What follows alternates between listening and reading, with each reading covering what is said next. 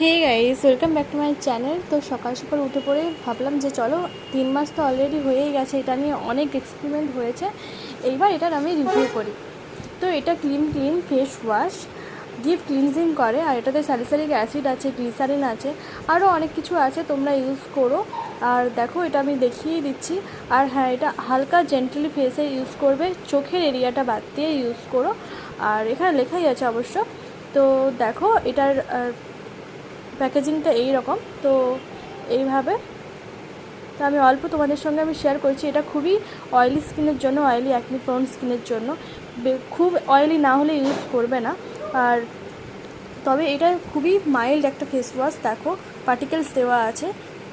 তবে এটা ইউজ করার পর কিন্তু খুবই স্কিনটা ড্রাই করে দেবে। আর তোমরা অবশ্যই ময়শ্চারাইজার ইউজ করো, টোনিং লাগিয়ে। তারপর দেখো, এটা আমি অ্যাপ্লিকেশান করে দেখাচ্ছি তোমাদেরকে। আমি নিয়েছিলাম, দিয়ে তারপরে এটা